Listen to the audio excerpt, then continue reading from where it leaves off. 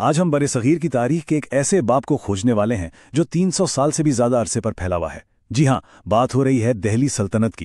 ये सिर्फ बादशाहों की कहानी नहीं, ये उरूज व ज़वाल की, बड़ी बड़ी साजिशों की और एक ऐसी लेगेसी की कहानी है जिसके निशान हमें आज भी नजर आते हैं। तो चलिए इस सफर का आगाज करते हैं।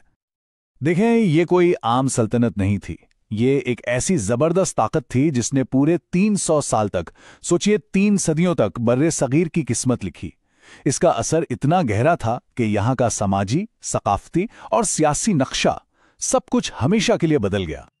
अच्छा, इस पूरी कहानी को समझने के लिए ना पहले ये देखना जरूरी है कि इस दौर में हुकूमत किस किसने की। तो एक क्विक लुक लेते हैं। सबसे पहले आए ममलूक, फिर खलजी खानदान, इसके बाद तुगलक, फिर सैयद और आखिर में लोधी खानदान।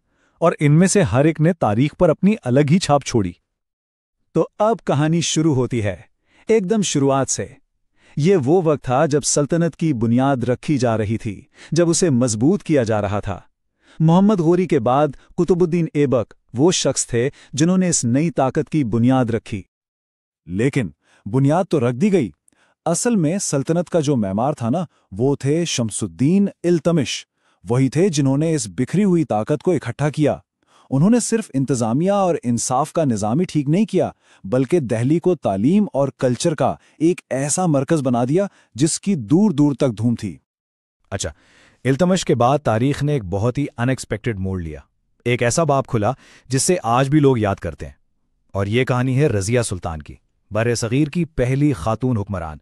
सोचिए जरा, रज़िया में एक हुक्मरान की तमाम खूबियां थीं। वो ज़हीन थीं, बहादुर थीं और इंसाफ पसंद भी। लेकिन उनकी सबसे बड़ी जंग 2 महाजों पर थी। एक तरफ तो उनकी अपनी काबिलियत थी जो किसी से कम नहीं थी, और दूसरी तरफ दरबार की साजिशें और वो अमीर और सरदार जो एक औरत को हुक्मरान मानने को तैयार ही नहीं थे।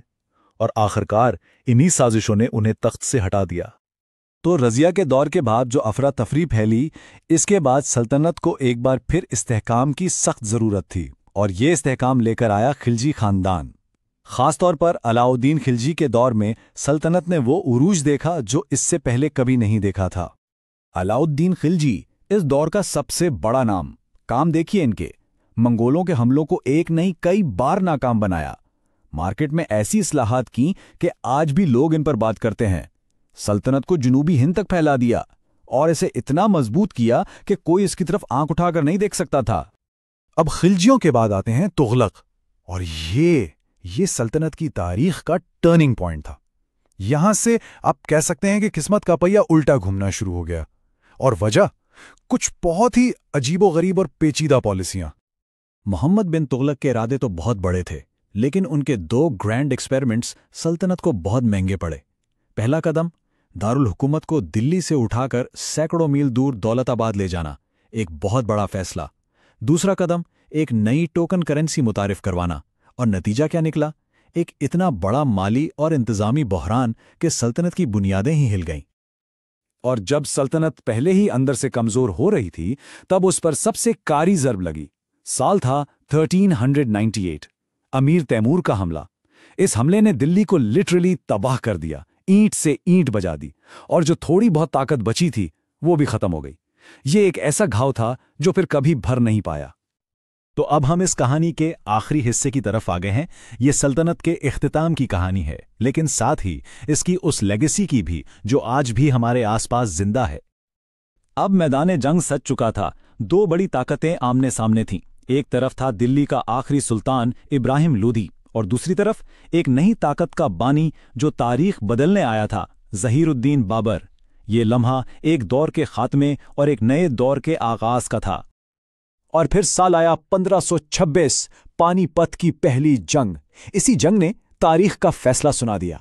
इब्राहिम लोधी हार गए और उनकी शिकस्त के साथ ही दिल्ली सल्तनत का 320 साला दौर खत्म हो गया और बर्रे सगीर के उफक पर मुगल सल्तनत का सूरज तुलू हुआ।